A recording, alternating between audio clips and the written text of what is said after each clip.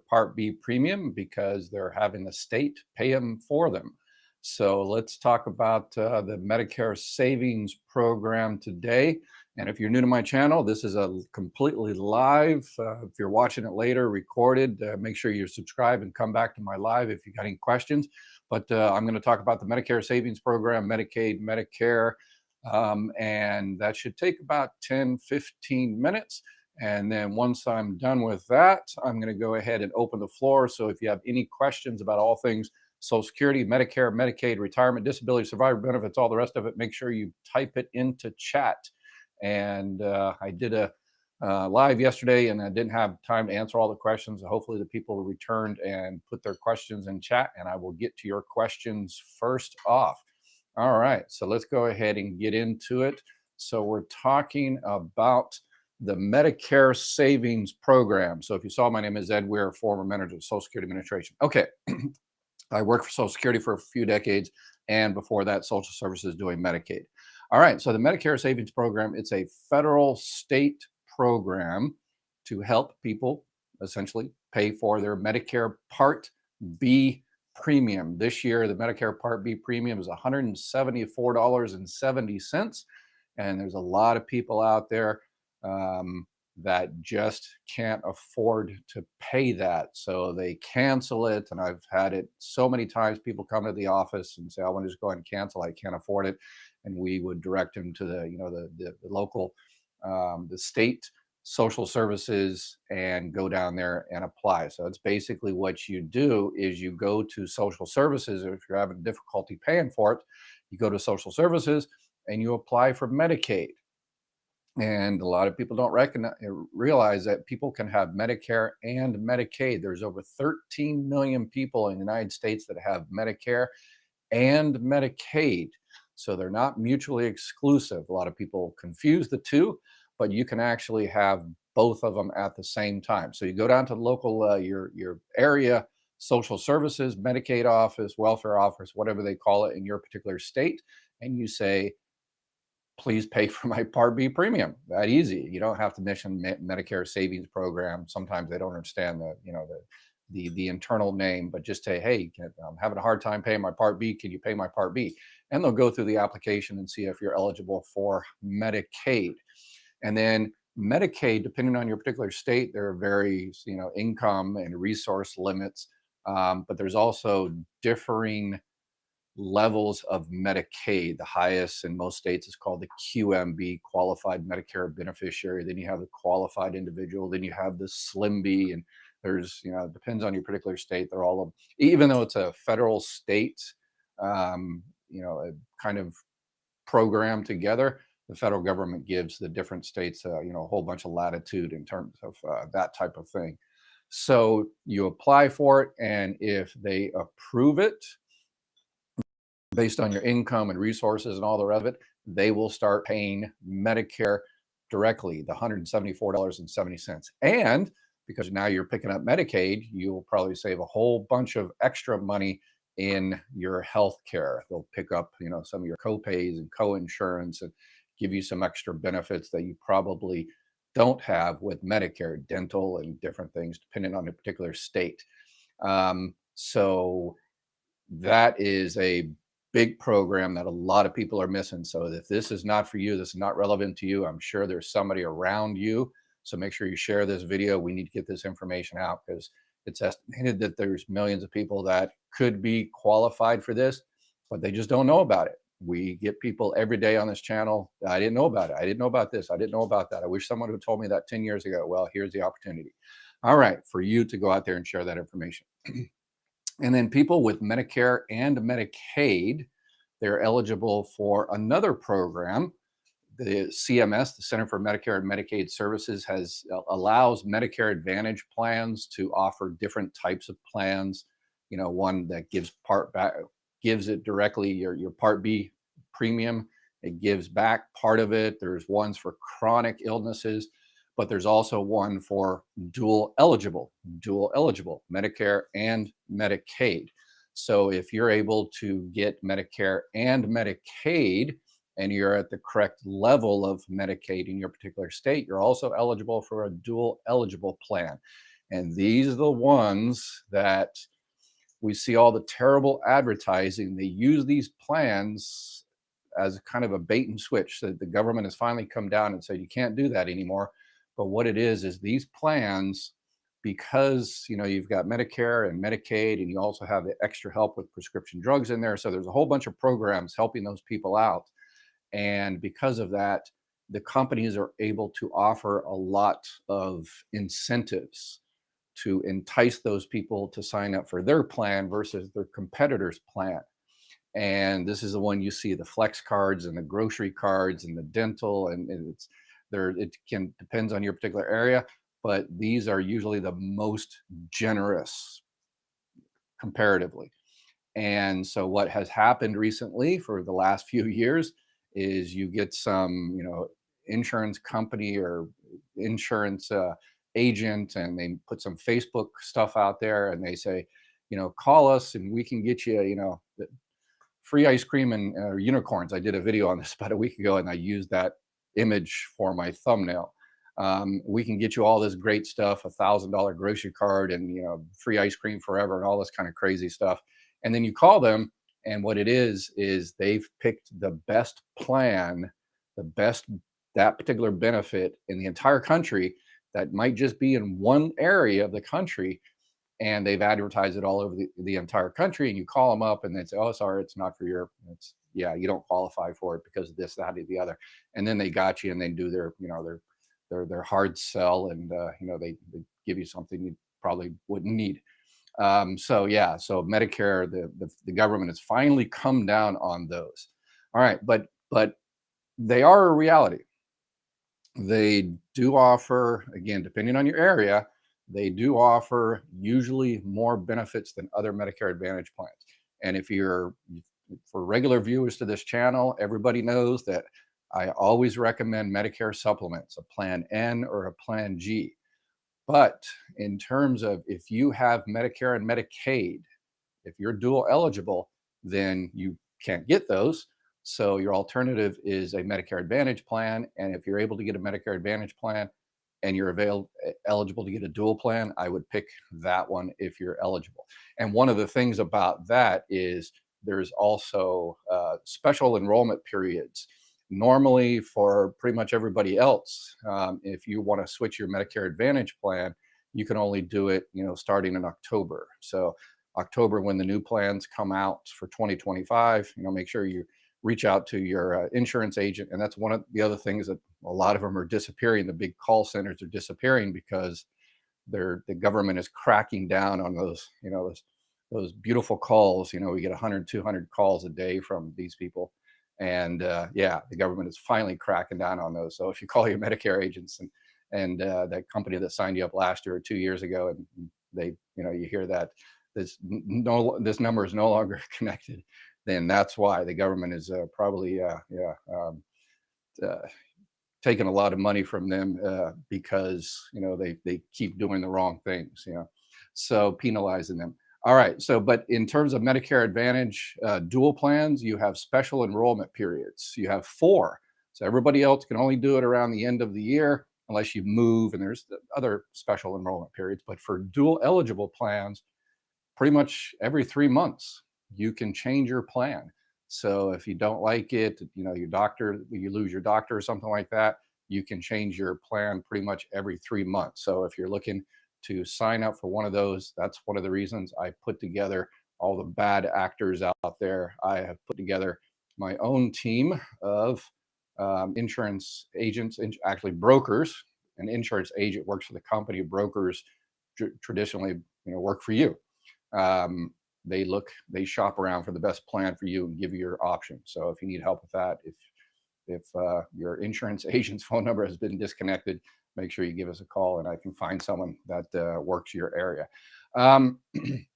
So the special enrollment period is good for those people on dual eligible plans. And I need to do another video on this. I've done a few videos, but we need to keep getting the information out there. Extra help with prescription drugs. So if you're having difficulty paying for your prescription drugs, there's a Social Security program. I've taken hundreds of thousands of applications when I worked at Social Security. It's super, super easy. It's extra help with prescription drugs, also called low income subsidy. So if you have that program, you've also got special enrollment periods. But I want to caution you one thing about this is if you're on a Medicare and Medicaid, and somebody tries to sell you, switch you to a Medicare Advantage dual plan, which 90% of the time it's good. But if one of the things I want to caution is a lot of agents and brokers out there just want to, sell you so they can make the commission. But if you're on home health care, if you or someone are on home health care and you have a Medicare Advantage plan, and the Medicare Advantage plan says, "Oh yeah, we cover home health care." Okay, but be careful. Yes, they might cover it, but all Medicare Advantage, it's the pre-authorizations, and you have to ask them if you can get this, that, and the other.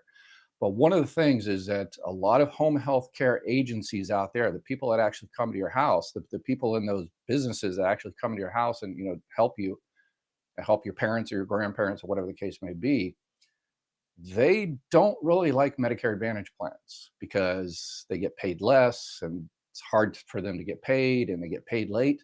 They would rather deal directly with Medicaid, the state Medicaid offices, which pays the full price and pays quicker and all the rest of it. So if you are on any type of home health care and you like that home health care, compare that. It says, okay, I might be able to get $100 to $200 grocery card, but do I want to give up the person that comes to my house? And so you have to make that decision. And the person that comes to your house say, hey, I'd really like to have this, $100, $200 grocery card, but I really like you too. I really want you all to come out to the house, like you have been, 2 or 3 times a week or whatever the case may be. Ask them, say, well, this company is this company, the name of the company, XYZ, and it's this plan. If I switch to that plan, are y'all going to stop coming out? And so I would definitely check out that. And unfortunately, the Medicare insurance brokers across the country, unfortunately, don't tell people that. And then, they sign up, they get their $200 grocery card or glasses or, whatever the case may be. And then all of a sudden, a few weeks later, their home health care person that they were dependent on says, yeah, sorry, I can't come out anymore. So yeah, watch out for that. And for all the people on Medicaid currently, there's called Medicare unwinding. Yeah. It's basically during the pandemic, the people on Medicaid, the federal government says, okay, hey, we're in the middle of a pandemic. This is extenuating circumstances. States, you can no longer kick people off of Medicaid. So usually when you're on Medicaid, you get a reconsideration or renewal every year or something to check to make sure you don't win the lottery. And, now you're a billionaire. And so therefore you don't need Medicaid. But during the pandemic, the federal government said you can't do that anymore. They just ended that last year. So now states are essentially unwinding, kicking people off of Medicaid left and right. And bureaucracy is the bureaucracy. And a lot of people are being kicked off incorrectly. So a lot of people are losing their Medicaid. And if you lose your Medicaid and you had a Medicare Advantage dual plan, you're also going to lose that dual plan. So you need to switch to a regular plan, because if you don't, you might walk into a doctor one day, you've got your card you've had for 2 or 3 years, and you show it to your doctor and you get some, they don't run it immediately, or, you already do you get hurt or something, and you think your card that you've had for 2 or 3 years is going to cover you, but turns out that's been canceled because you lost Medicaid. So it's important that you switch to a regular Medicare Advantage plan. Or if you're able to switch to a Medicare supplement plan. And there's a lot of mistakes as well. There was a good expose on that recently on was it John Oliver last week tonight? He always does some good stuff. But he talks about all the people that are being incorrectly kicked off of Medicaid.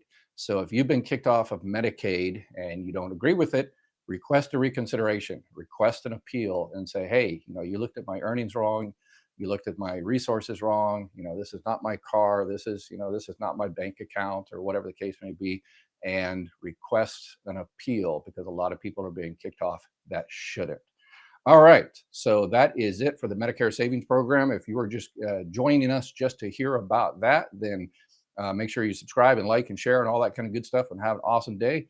Um, but if you have questions on all things retirement disability, let's go ahead and get to the question part right now. Pop up my little thing, and we've been going back and forth whether we should put the questions up. So I'm going to switch to the questions being up today. Colleen, what's up, Colleen? When can I use my ex's Social Security benefits? X is 61 and I'm 63. All right, good question. Colleen, you have. Did you see the one? I just put it up, so you probably didn't see it. I'm going to talk about this tomorrow, but a lot of people are missing spouse benefits. Oops. Let's see here. All right, I got a lot of questions here. Okay. Let me get to. So, Colleen. Okay.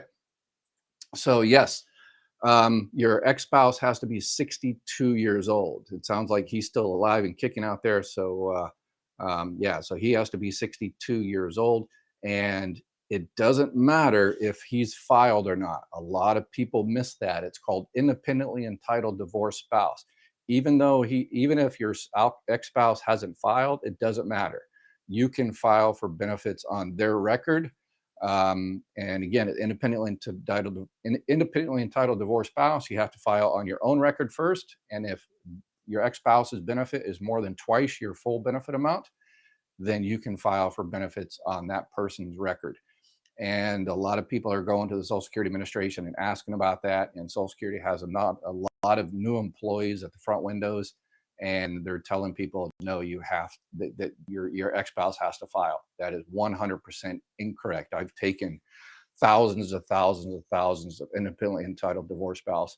I should have taken tens of thousands, but people didn't know about it, so they didn't come in. So that's why things like I think pretty much every time I go live, somewhere during the broadcast, I mention independently entitled divorce spouse. And thank you for Colleen for bringing that up. So yeah, if you are working and you're staying under the annual earnings limit, doesn't matter if your ex is filed or not. You are definitely eligible. Hey, Megan. Hey, Dr. Ed, what's up? Shannon, hello. Thank you for all you do. You're welcome. Cynthia, hello. Hope you had a great day. Always, every day above ground is a beautiful day, right? Yvonne, if I like my disability, I get spousal benefits. Do I still get Medicare insurance? Yes. So if you are on disability, you get Medicare after you're on disability for 24 months. So the 25th month, your Medicare begins after being on disability. If you then get 62 years old and you're also eligible for spousal benefits, you can get spousal benefits as well. And because you're still on, what happens is you'll be dually entitled. You're receiving disability, so you'll get your disability, but you're also eligible for spouse benefits. So you'll be dually entitled on two things: your own work and as a spouse. And because your disability is essentially going to continue, even if you get spousal benefits, your Medicare will also increase as well. Donna, I read the Medicare premium will be 185 in 2015. Yeah, I don't think they've come out with the official yet. There's a lot of people out there that kind of guesstimate and try to. I did a one on yesterday on the 2025 updates, and that's one update that we don't know yet. Yeah, Social Security won't come out, Medicare won't come out with that for a while. Frederick, where is the double pay this month? I only got one. Yeah, again, more clickbait. I wish these people would stop it, because this, they're doing a disservice. I talk about this all the time. When I worked at Social Security, people would come into the office, they'd waste their day, and they'd come into the office and they'd say, hey, where's the stimulus check? Where's our extra pay? And all this other kind of stuff. It's basically because this particular month, it's the next month, the first is on a weekend, so they're going to pay twice this month, and so you're just going to get next month's check one day earlier because it falls on a weekend. So some TikTokers and YouTubers and all these guys pick that up, and so oh, you're getting paid twice. Oh, I'm going to tell everybody they're getting paid twice this month, so they'll click my, and subscribe and all this kind of stuff. And they've got, they got you. They got their viewers and all that kind of stuff, but then people go into Social Security and Social Security, employees and the phones, and that's why you can't get into the phones, because people are calling about this double check and stuff. Yeah, yeah. I wish they would. I wish they would stop that. Cat. Hello, Dr. Ed. I'm 61 on SSDI. Can my spouse, who is currently 57, claim her benefit at 62 and then at FRA switch to 67 to a spousal claim on my benefits, which is more than twice hers? Okay, let's break this down. So you're on 61. So a spouse who is, once they are 62 years old, they can collect. They have to file for benefits on their own record. So your spouse has to file for benefits on their own record. And then if yours is twice as much as hers, the full benefit amount, not what you're receiving, well, actually what you are receiving, because that's your full benefit amount because you're on disability. But so her full benefit amount at her full retirement age, if yours is over twice hers, then she's also eligible for spousal benefits at the same time. So she gets her own benefits and the difference of the two from you. Let's see. My wife filed for SS benefits when she turned 62 while I continued to work. A couple years later, we heard of a file and suspend option, which we did, and she received a small increase. No, that's not. Yeah, file and suspend. So you must be super, super. Well, he must be old because that ended, in 2016. So file and suspend, they stopped the law in 2015, or they passed the law in 2015 and it stopped in 2016. So basically, if a spouse has to file for benefits on their own record, and then they can only file a spouse claim when the other spouse files. So there has to be 3 claims. So she can't file a spouse claim until you file and start receiving your benefits. You may file your benefits and continue to work as long as you stay under the annual earnings limit, then she will be able to collect benefits. So, okay. So you worked until 70. I'm hearing that my wife might be entitled to spousal benefits up to 50% of my benefits. I want to know if my wife is entitled to increase under this option. Yeah. Again, if her benefit amount, her full benefit amount is less than half a year's, then I would definitely call Social Security immediately, if not sooner, and say, hey, your wife has to call and say, hey, I'm currently receiving benefits on my own record. Are there any more monies from my spouse's record? And they will definitely check. If you started your benefits at 70, she won't get your extra delayed retirement credits. A living spouse does not receive delayed retirement credits.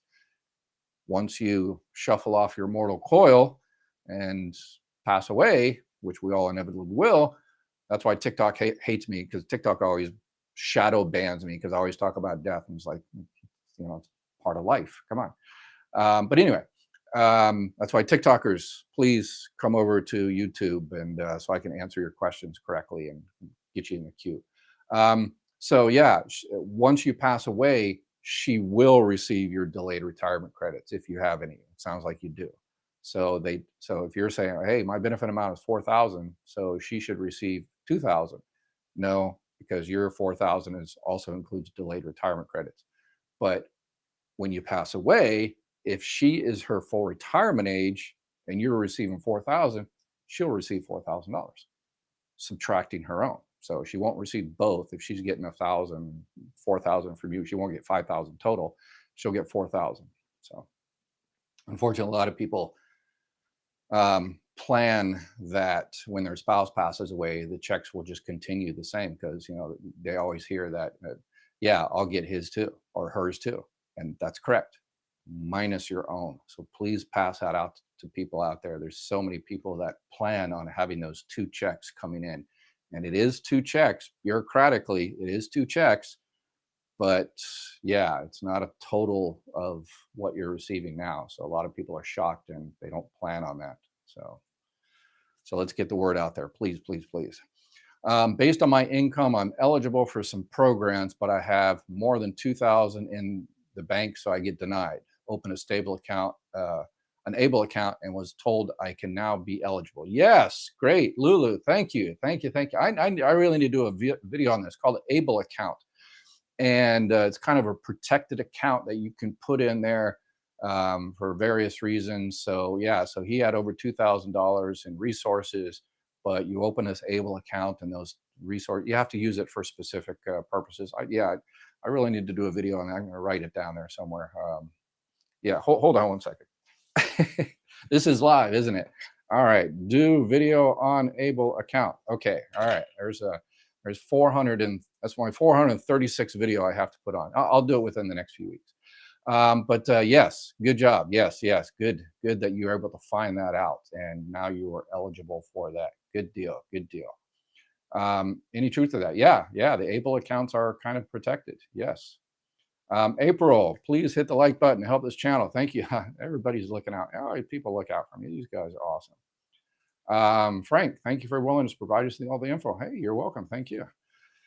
Timmy, last year, because my wife and I made $13 over the limit because of the COLA increase, we were cut off of Medicaid, so we lost our food stamps, and now we have to pay the $174 a month. I hate that. It's like, like, oh, I get a COLA. Like last year it was really terrible, because the COLA was over 8%. And people are like, yeah, 8%. Yeah, yeah, yeah. And then so many people got kicked off of Medicaid, just like Timmy here. Yeah, yeah, that's so unfortunate. So watch my videos. I did. Do I have? I might have a screenshot of. Yeah, I don't have it, but yeah, just go into my YouTube channel there, and I did 4 videos on um, how to live on Social Security alone, and it's a terrible title, but anyway, it's very difficult to live on Social Security alone.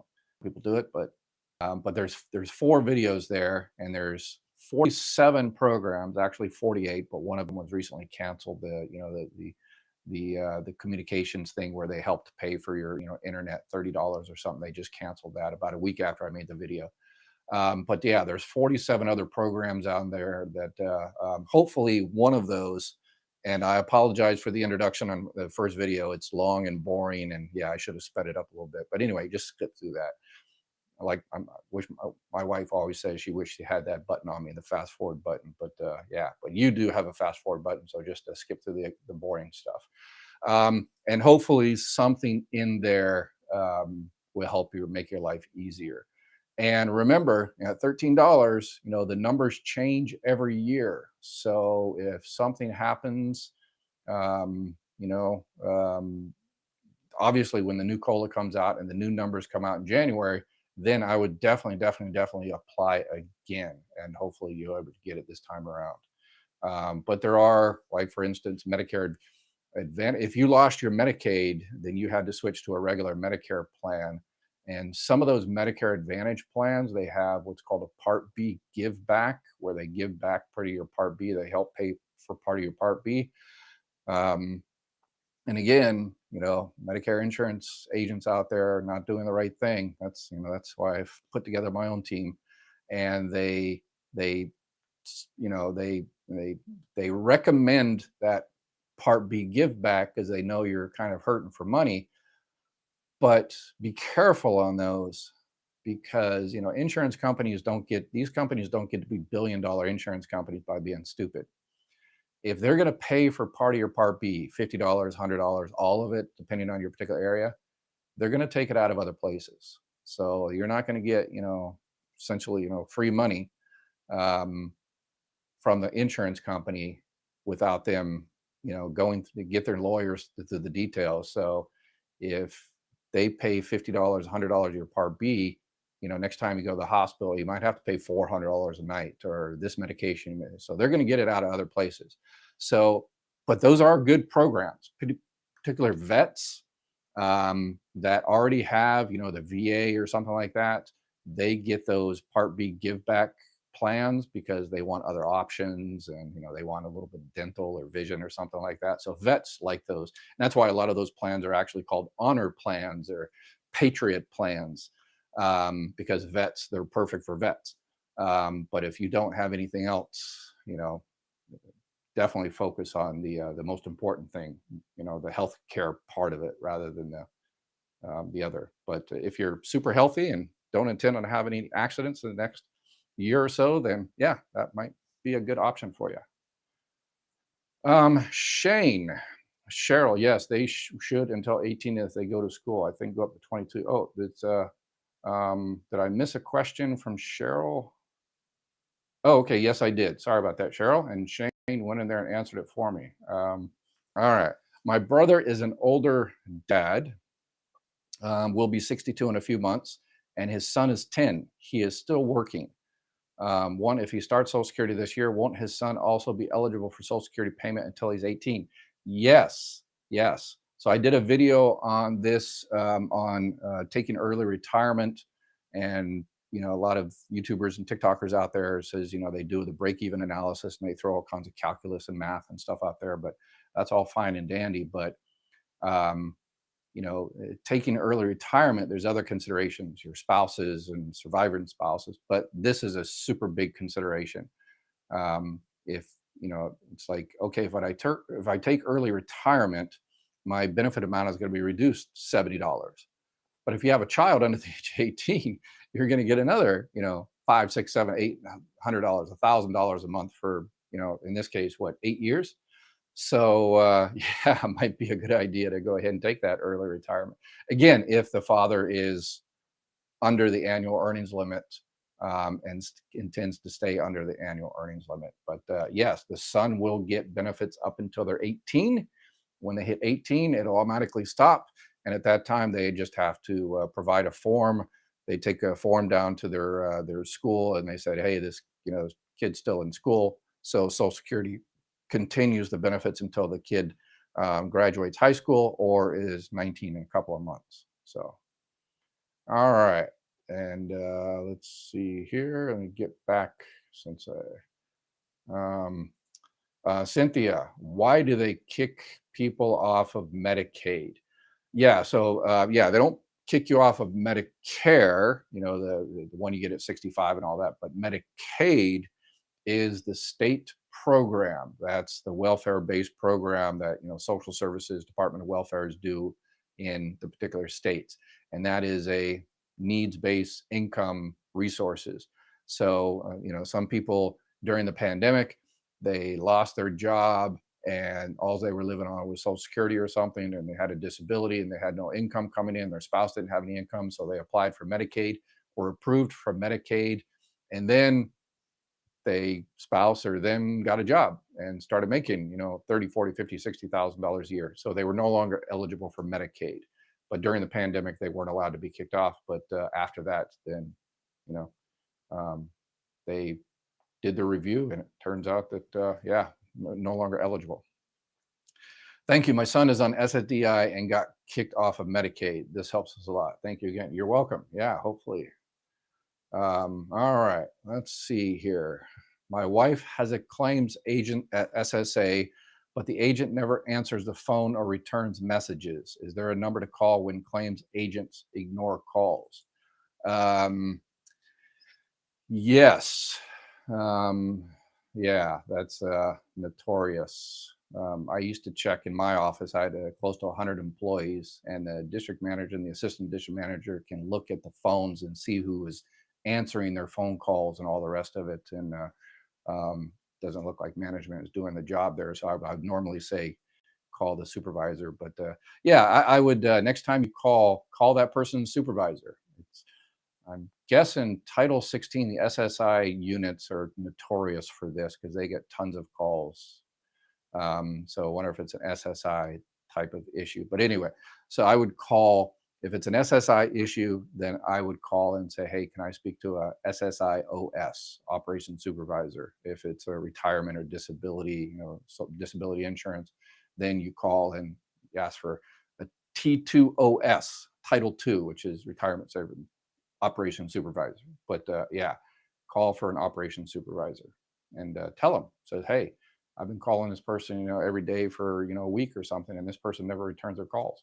And yeah, they'll put that in their person's permanent file. That permanent file we had when we were in elementary school that said the teacher said it will follow us forever. I'm on SSDI and receive survivor benefits. I'm 61 now.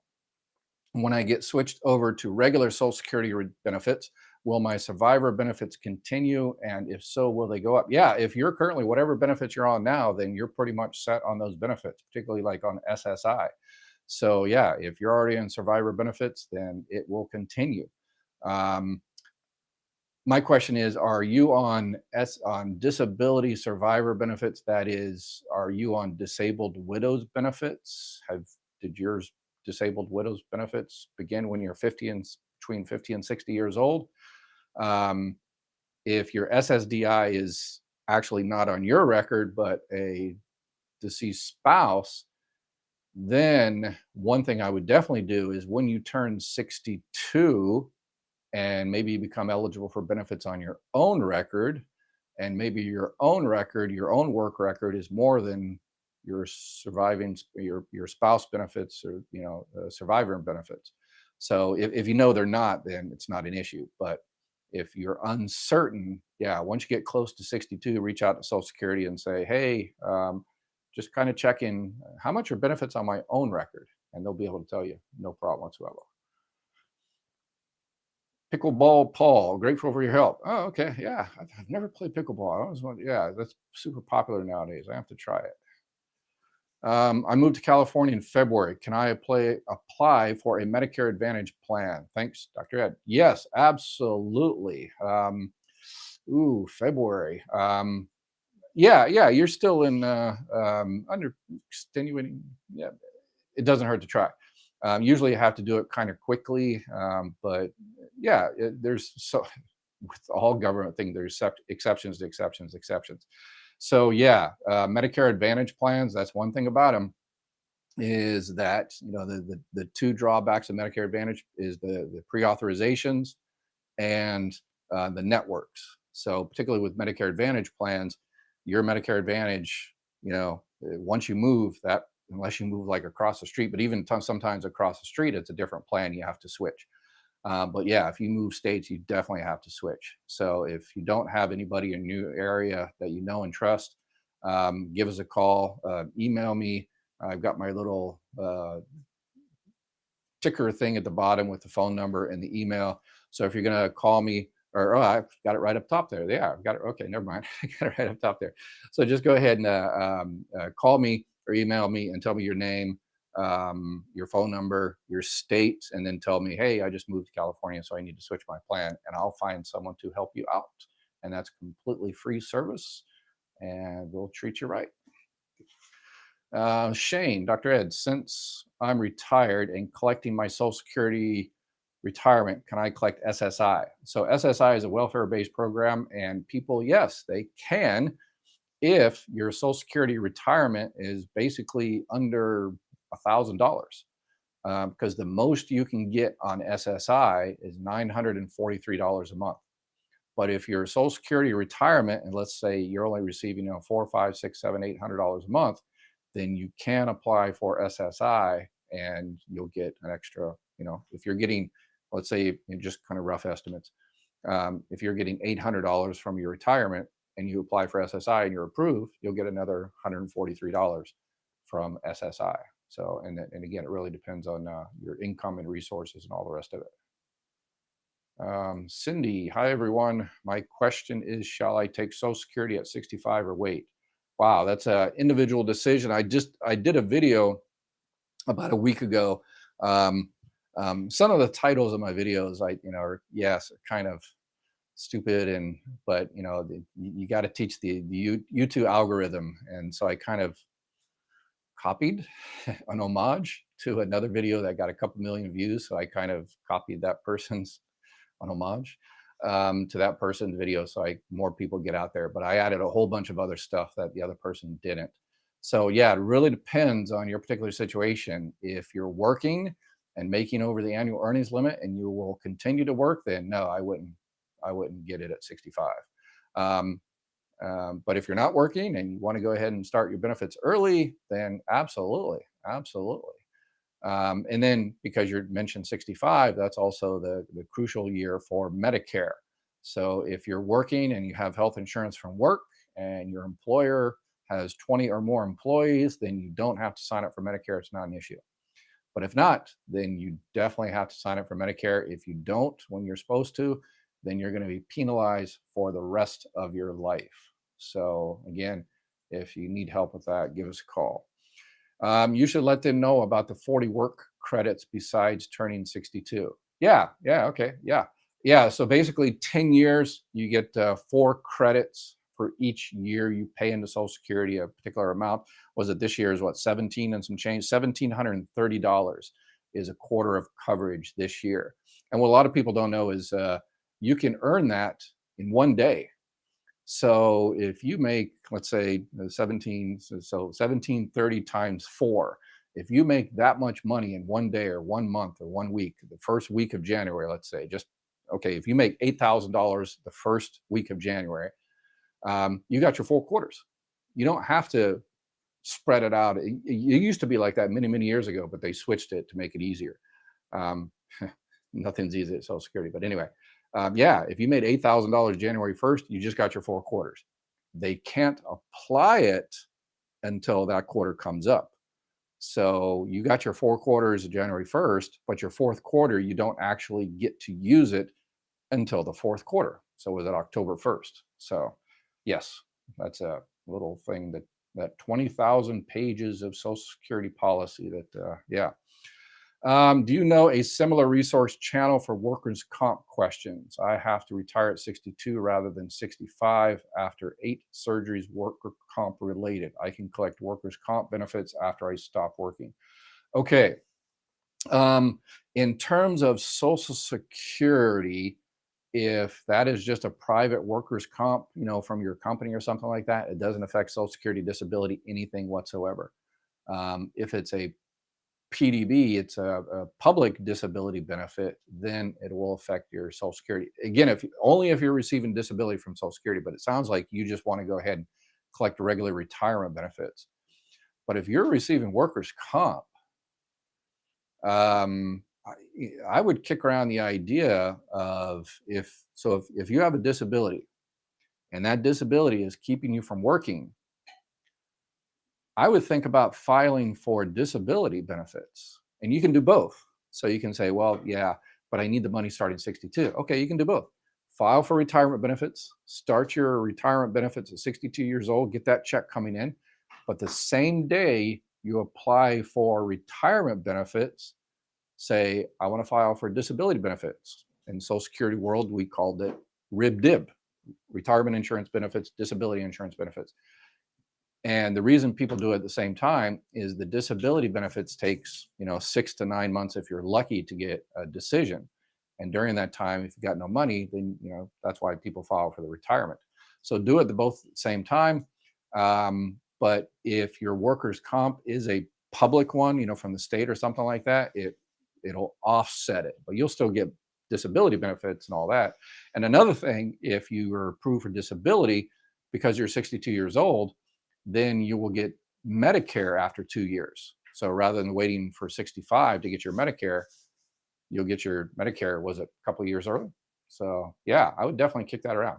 And yes, I do have a video about retirement and disability benefits at the same time, and 4 videos I just did last month on filing for disability.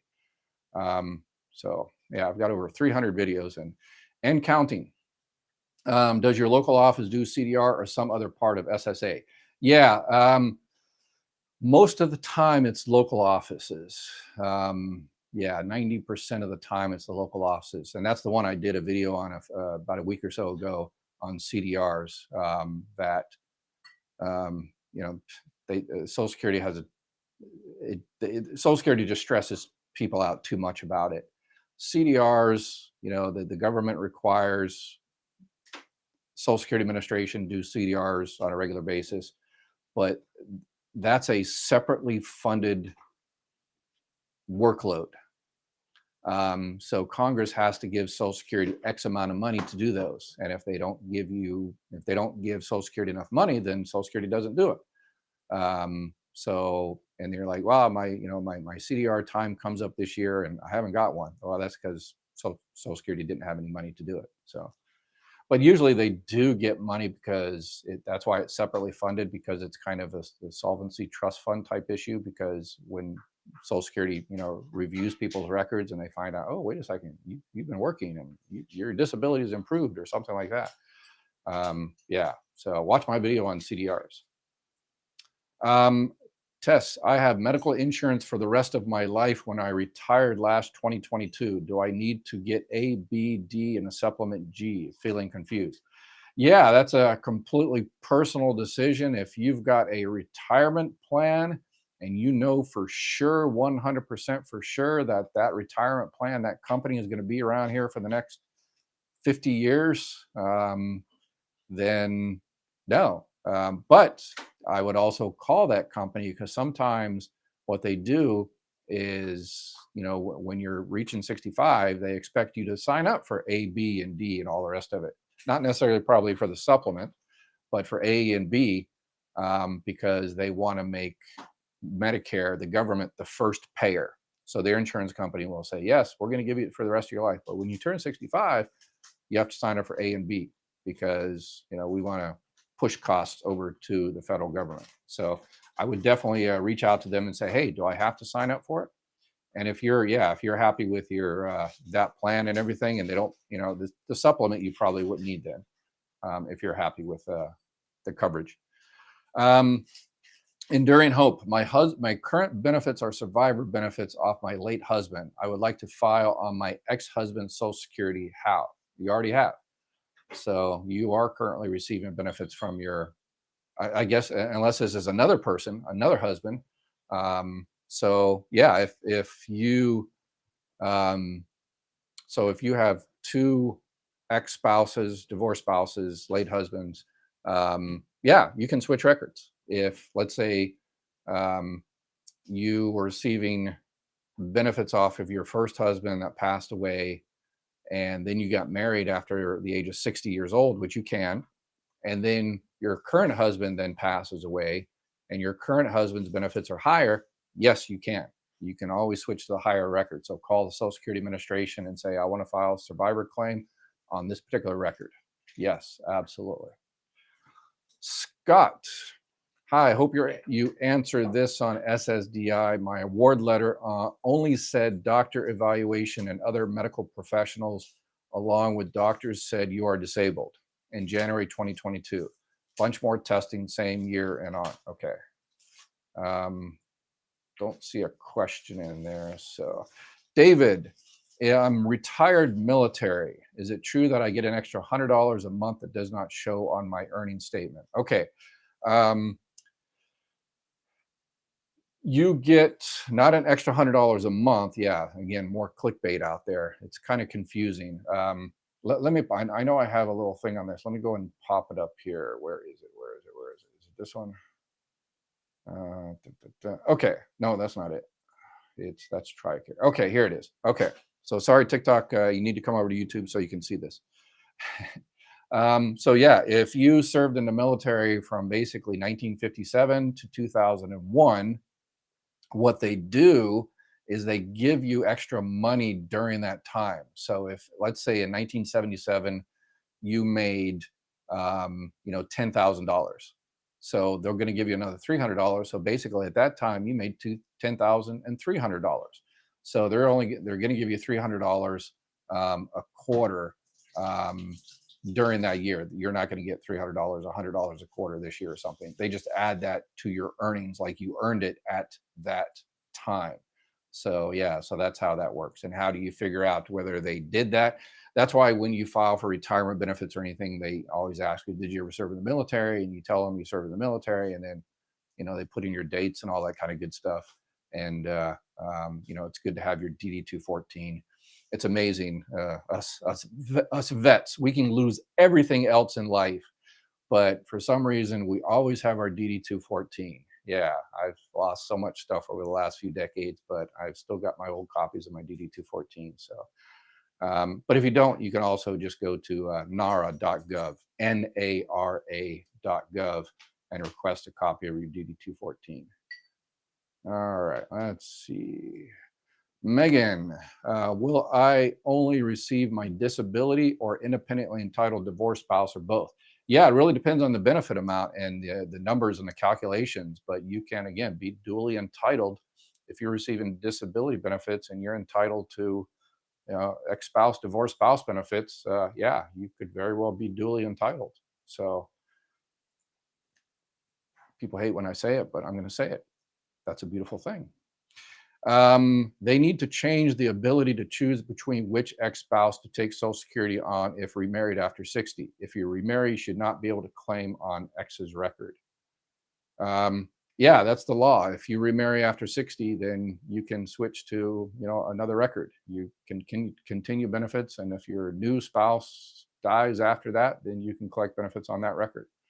Um, let's see. Daughter of the King, first-time questionnaire. Where on the award letter does it say specifics? Specifics in terms of, yeah, not sure what kind of specific. Enduring Hope. I collect survivors off my late husband. How do I claim off my ex? He is alive and retired at 72. We were married for 15 years. Yeah, you just call, and if there's more money on that one, but yeah, there's probably not more money on that one because the max you can get on a living spouse, a living ex-spouse, is up to 50%, and survivors you get up to 100%. So unless your late husband really didn't work that much, yeah, it's would be very, very unusual that a living ex-spouse's benefits would be more, but it could happen. I've never seen it, but Judy, I'm on SSDI and I'm about to turn 62. My husband is 86 and he started drawing Social Security at age 62. What percentage will my spousal support be? Up to 50%, but you're going to be retiring pretty much early, so it's going to be reduced, about 30% or so. So, yeah, so you will not receive 50%. If you wait until your full retirement age, you will receive 50% of his, and anything less will probably about 30% or so. Lisa, can't he use the Medicaid spend down? Yeah, so you're probably referencing a particular person on the ABLE account. Yeah, but if he just wanted to spend it down, then yeah. But if he wanted to keep it for, the purposes of the ABLE account, then yeah. So you could do it either way. Thank you, Lisa, for adding that. I don't think you can have both. Enduring Hope. What are we talking about here? Enduring Hope. I collect survivors off my late husband. How do I claim? Oh, okay. Yeah, you can. Yeah, you can't necessarily. You can't have both. You can have one or the other. The higher of the two. Yeah, you can't have. Yes, you can't have both. You can't get $2,000 from the first spouse and $2,000 from the second spouse, and for a total of 4,000. Yeah, you get the higher of the two. Yes. Penelope, yeah, thank you for adding that in there. Let's see. I'm wondering if I should apply for Social Security retirement at the same time I apply for SSDI. I'm almost 64 and plan to work till 70, but just couldn't keep going. Stopped working 2 months ago. It stopped working 2 months ago. Oh, you should have filed 2 months ago. But yeah, hopefully they'll be able to go back and everything. But yes, please do that. There's so many people out there that don't know you can do both at the same time. And read my comments. There's people, 70, 80 years old that are receiving a reduced benefit amount because they filed at 62. And I said, well, they say, can I file for disability? I was disabled when I filed. And it's like, why didn't you file for disability when you first filed at 60? Oh, I didn't know I could. So there are so many people out there losing money. So that's why we're out here so everybody press like and subscribe and share and contact your local news channel and any way you can, please, let's get the information out there. So yes, what's your name? Daughter of the King. Absolutely. Watch my videos. I just did 4 videos on filing for disability, tips, tricks, and secrets on medical records and, how to expedite the process and all this kind of different stuff. But immediately run to the phone right now. It's still 4 o'clock, basically West Coast time. Immediately run to the phone and schedule an appointment. Call the 800 number and schedule an appointment, and tell them you want to file a RIB-DIB claim, retirement and disability benefits at the same time. And then once you get that appointment scheduled, because as soon as you do that, then you're protected for this month. And then start watching my videos, because your appointment won't come for a month or two or something like that. But if you really want to expedite, you can go online and file online. But yeah, watch my 4 videos on that. But yeah, please do it as soon as possible. Please, please. Mars S. Do the blind on SSDI make more money, and do they have more benefits than somebody that's not blind? Yeah, on SSI, they definitely increase benefits, and there's all kinds of different, work uh, exclusions for people that are blind. So yes, Social Security makes a lot of different allowances for people that are sight impaired, blind. Um, da, da, da. Does SSDI income considering income? Uh, just a question on if you're receiving Social Security disability, does they look at income? Yeah, if they look at earned income. So if you're getting SSDI, and you get a pension or inheritance or something like that, they don't look at that at all. It's only earned income that you actually work. Don Ricky, if you get SSDI, you will not automatically get Medicare or SSI.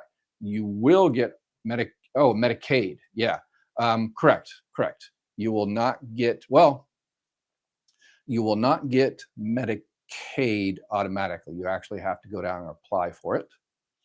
And on SSDI, you kind of will get SSI automatically, because anytime when you file for disability benefits, the Social Security claim specialist, my office, they always did, but they have to check both programs. So if you're filing for SSDI, they also have to see if you're also eligible for SSI.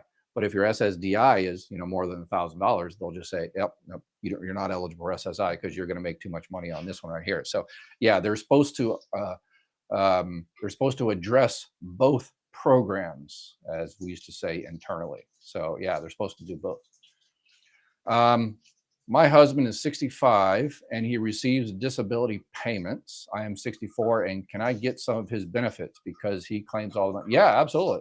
Again, you have to file for benefits on your own record.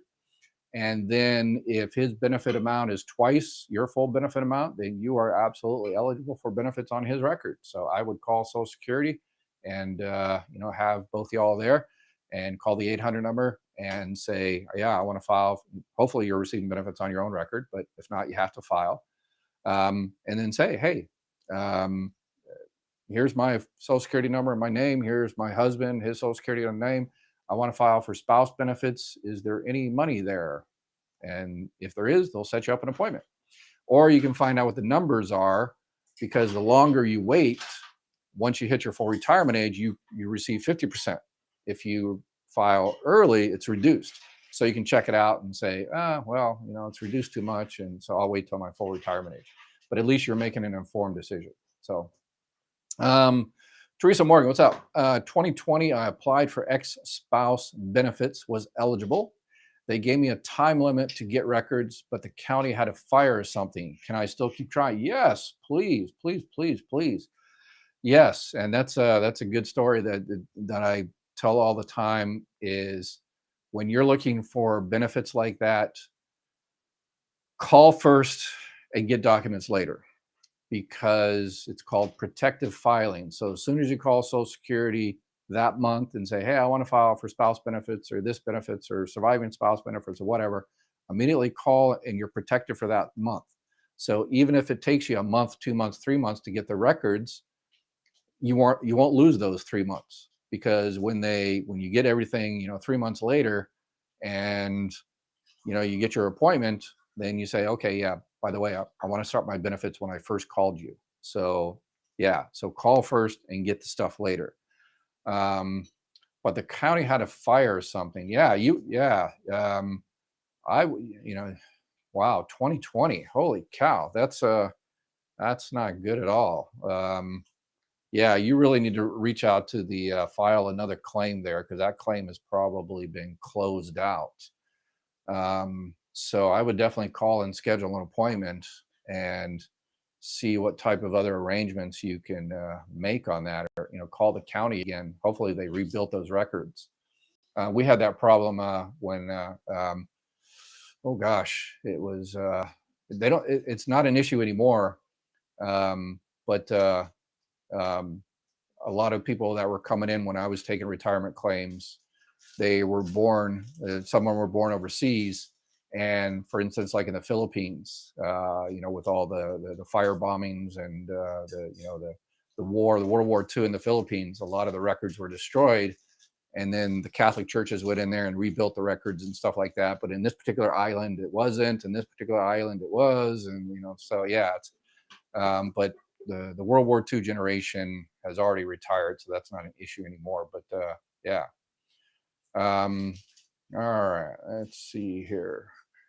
I mean, was on disability, then automatically retired at 66 and still on Medicaid. My ex will be 62 and I'll be switched over to his Social Security. How can I keep my Medicaid, or is his Social Security going to kick me off? Yeah, that's it depends on the amounts. So yeah, if you're going to have a lot more money coming into the house because your spouse is going to start receiving Social Security benefits, then yeah, that just might happen, unfortunately. Yeah, just like the other person that got kicked off of Medicaid because they, what was it, made $17 more because of the COLA increase. So Medicaid is an income and resource based program. So if you make too much, then unfortunately, yeah. Bowen, Dr. Can we sign up for Medicaid online instead of going to the office? We don't have a car. Yes. So Medicaid, just so we're clear, Medicaid is the state program. The state welfare does that, social services.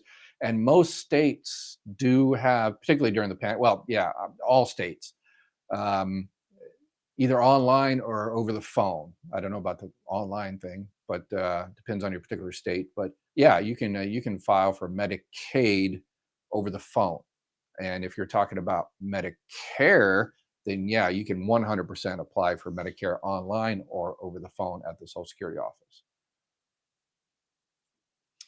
I'm 56 with COPD. I still work part time. Applied last August. What are my odds of getting approved? Yeah, it really depends on way too many variables. And again, if you're denied, then if you think you are disabled and your disability is keeping you from working, you know, uh, productively over the SGA, then file an appeal. And again, watch my 4 videos, and it goes through the entire appeal process. Um, is there any hope for some? Yeah, let's see. Yeah, with all that, people always ask me if I'm getting, I have this disability, what's the chances? I have that disability, is that covered? Again, I'm gonna have to do a video on this.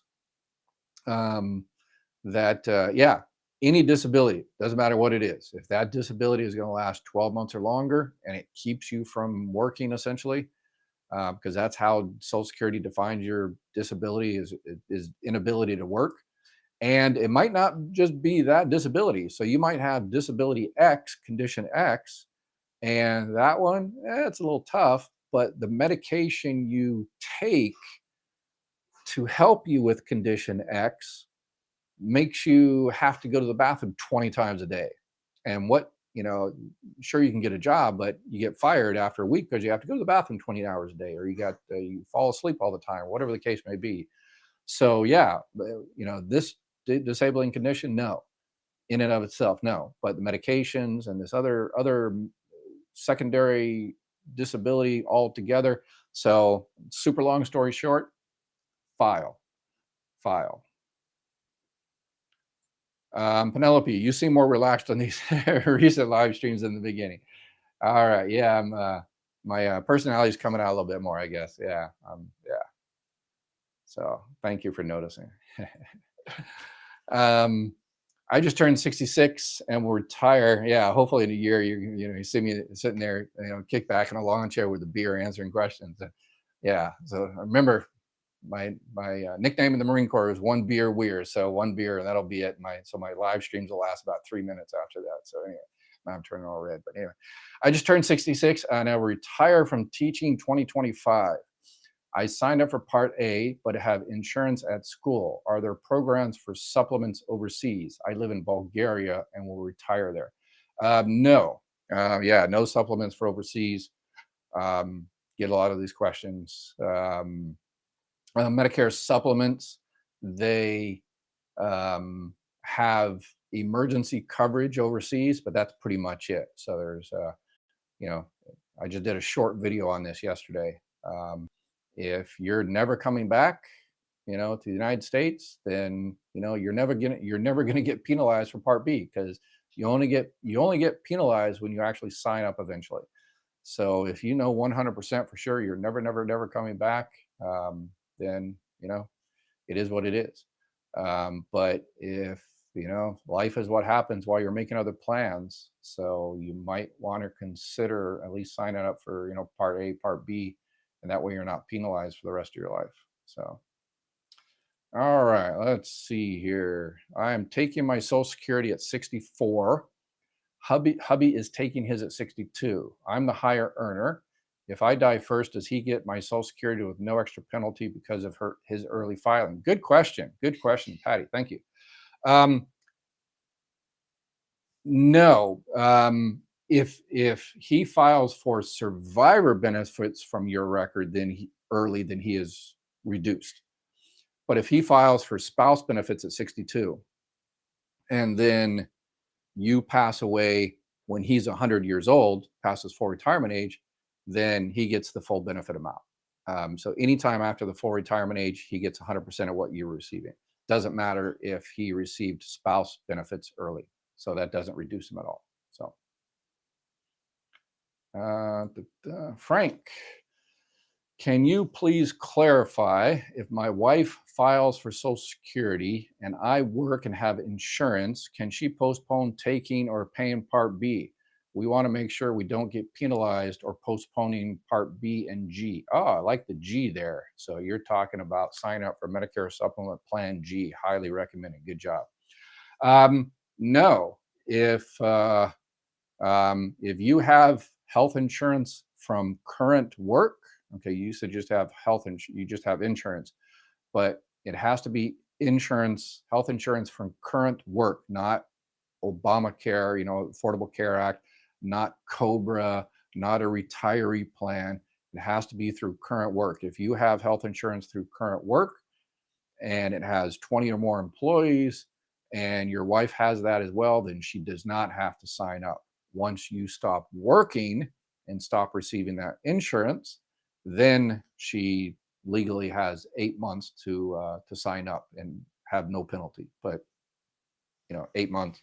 I always recommend a couple months before you lose your health insurance to start getting everything set up for Part A, Part B, and then Part G. But please don't forget about. Again, this is another reason I decided to go out there and put together a good A team of Medicare insurance brokers because so many of them out there have been setting people up for Medicare supplements, a Plan G or a Plan N, but they don't tell them they also have to sign up for prescription drugs. And then the person says, well, I don't need prescription drugs. I don't take prescription drugs. And the agent doesn't make any money on a prescription drug plan for the most part. So they said, okay, I don't want to fight about it. Okay, but whatever. And then 3, 4, 5 years down the line, when you do need something, you're penalized for the rest of your life and you're limited to when you can sign up. So that's why I decided to put together my own little crack A team. Let's see, Mary. Can you own property and receive Medicaid benefits, or will they disqualify you due to having an asset? If it's your primary property, if you just have one, if it's just a house that you live in, you don't even have to live in it. If it's just your house, your one house and one car is exempt. So you can have a $10 million house and a Lamborghini, and that's actually exempt. But anything over that, then no. If it's no, you'll probably be denied. Question everything. I like that. Yeah, I finally was able to catch a live chat. All right, good deal, good deal. And you got a question here. So yeah, Just Me says, congrats, question everything. Let's see here. Would like to know how a person or partner going to prison affects Social Security benefits for the person or the dependents of their spouse. Yeah. So that particular person won't receive benefits anymore. There's a difference between jail and prison. Um, but yeah, if it's going to be gone for a while, then yeah, the benefits stop. But yeah, the dependents are still eligible, like kids and ex-spouses and stuff like that. So yeah. Let's see. Vet and Part B question. Please tell me that I can tell Medicare not to take out $175 when I turn 65 since I already have VA insurance. Should I send them a letter? We will be we'll be the streets.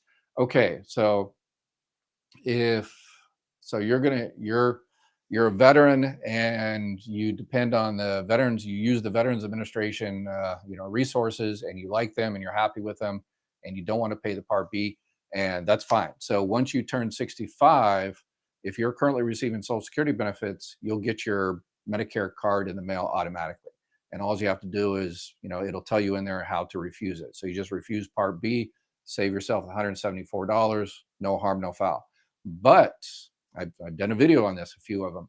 One of them is called Medicare for Marines. It's for all services, but Medicare for Marines sounds cool. So, and I'm a former Marine. So anyway, but so, but make sure you do it cautiously, because there are other options. As we talked about in this video, there's Medicaid, Medicare Savings Program. So you can apply for Medicaid and see if you're eligible, and they can pay for your Part B. There's also Medicare Advantage plans, what I talked about, the Part B give back plan. So you can sign up for Part B, Part A and Part B. Part A is, automatic. Part B, and then sign up for a Medicare Advantage plan. And the Medicare Advantage plan, if there's one available in your area, can pay for all of part of your Part B. And then you've got other, benefits in there, possibly, dental, vision, hearing, depending on, your particular area. And so those are some options, because, if something happens to the VA, their service deteriorates, you move to another area that doesn't have a good VA, then at that time, if you change your mind and decide to sign up for Part B, then you're penalized for the rest of your life. 10% for every 12 months you don't have Part B when you're supposed to, and that's for the rest of your life. So those are some options. So I would think about that. But yeah, if you decide just go ahead and don't want it, then just return the card basically, and no harm, no foul. I applied for ESB last week. I'm 61 and SSDI. Social Security said on the phone interview I would be getting over $1,000 added on. All right, awesome. IESB ESB. Not sure. In a couple of weeks, is that accurate? Yeah, I'm not sure. What are we talking about? ESB. There's a million acronyms. ESB. Yeah. Let me know what that is. Lola, I want to know if everyone who apply for Medicare and pay $174 that mean is supplement Medicare is so confusing. Yes, yeah, the whole thing is confusing. So, so when you sign up for Part A and Part B, that's original Medicare. They call it original Medicare. Part A covers your hospital, Part B covers your doctors. But original Medicare Part A and Part B are awesome, no networks, no pre-authorizations and all that, but there's a lot of gaps. The biggest one is the Part B co-insurance. So if you have a $100,000 surgery, Medicare will pay $80,000. You have to pay the other 20%, $20,000. So that's why people either get a Medicare supplement plan or a Medicare Advantage plan. Okay, so I make no secret that I recommend the Medicare supplement plans if it's in your budget, because a Medicare supplement plan, depending on your state and everything, national average about $120 a month or so when you turn 65. So, but you still have to pay your Part B. So you still have to pay the $174.70. And then for the Medicare supplement plan, Plan G or Plan N, you're paying, 80, 90, 100, $120 a month, whatever the case may be.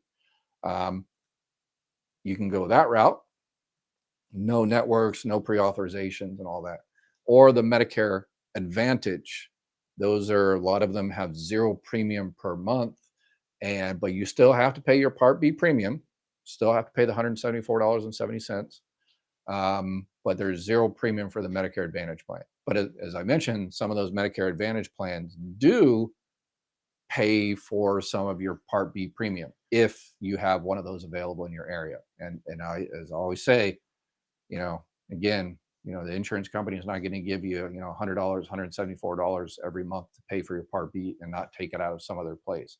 So, make sure you evaluate those correctly. And again, if you want me to find someone that works your particular state and give you all your options, just call me, email me, and we can find someone to help you out. And and I did a video yesterday on the updates for next year, and there are going to be tons of updates next year for Medicare and Social Security. But Medicare Advantage is going to be one of the biggest years next year for all the changes.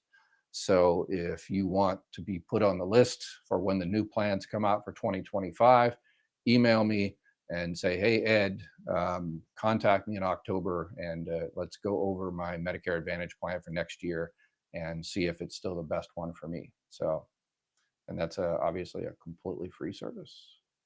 All right. Skip. Hello, I just started my Social Security at 63, but we have custody of 4 of our grandchildren. 3 are under 18. Can we get some benefits for them? Yeah, I wish Social Security would change the law on this, but you'd have to adopt them, or if their natural parents are receiving disability themselves or disabled, or excuse me, receiving disability themselves or deceased. Yeah, grandchildren can't receive benefits. There's, you know, um, extenuating circumstances. But I would call the local Social Security. So I don't know your particular situation, but as I always say, it doesn't hurt to try. So I would call Social Security and say, okay, I've got 4 grandchildren, and here's the situation. You're receiving retirement or disability, whatever, and they'll tell you exactly what you need to do. They'll check to see, whether the parents are receiving or deceased or whatever the case may be. So, enduring hope. I apologize for asking the same question twice. My first time. Okay, well, no problem at all. No problem at all. Welcome, welcome, welcome. Gammons Jim, do I switch from disability to regular retirement at age 62, then take my survivor spouse benefits at 67, which should be much more? Okay, yeah. So yeah, you don't switch at disability for regular retirement because, I mean, you can, but I don't think I've known maybe a handful of people over the hundreds of thousands I've helped, because if you cancel your disability, which is your full benefit amount, and you switch to retirement, you're going to be reduced, 30%. So you're going to cut your check by 30%. But the survivor benefits, I would definitely check out that to see if survivor benefits, because you can start survivor benefits at 60. So if you're receiving disability benefits and you switch to survivor benefits, it might be more money. So I would definitely call up and find out how much more money we're looking at there. Let's see. Money is received from inheritance or lemon law means it goes against my SSDI, SGI amount. And no, it does not. No, that's not. That is not SSDI because that is not earned income. So no, you're good. You don't have to worry about that at all.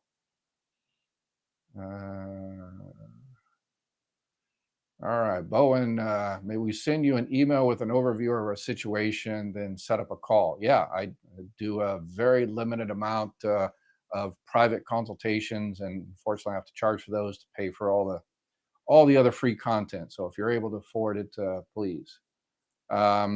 Stephen, Medicaid 65. When do we apply for SSI? 70. Yeah, you can apply for SSI at any time. Again, SSI is the welfare-based benefit. So if your benefit, if you're currently receiving, low income resources, then you can apply for the welfare SSI benefit. Absolutely. All right, so we're way over. I'm going to do like one more question here, and then we'll call it a day. So let me. I'm ignoring TikTok here. Please, TikTok, all the TikTokers, come on over to Social Security. Come on over to my YouTube. Just go to and on the top page of my you see the green screen there for TikTok. You don't see that on YouTube.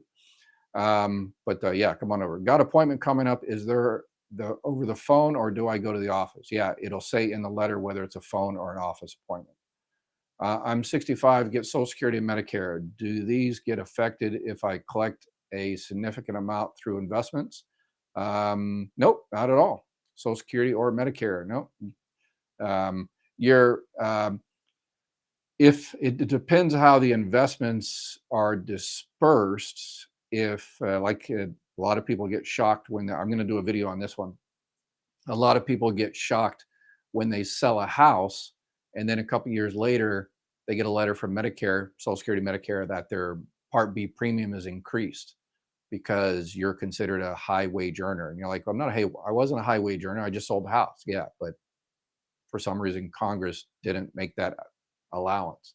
So yeah, I'm going to do a video on that probably very, very soon on that one. So yeah, in your investments, it depends how you disperse the money, but it might increase your Medicare Part B premium.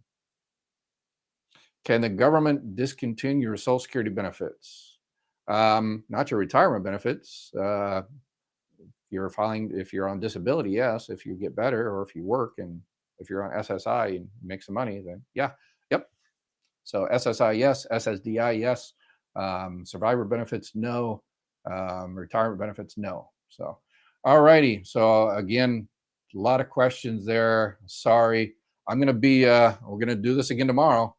So I'll pop up here tomorrow a little bit earlier, 2:45 West Coast time. So all the people I did not answer questions to, didn't answer your questions, I already put up the video for tomorrow, and I think you can actually go in there and type in the question right now in the chat. So I apologize for all the people I didn't get to, but copy and paste your question in the chat for the one scheduled for tomorrow, and that way you'll be at the top of the queue and I'll answer those immediately. All right. Thank you all very much. Have an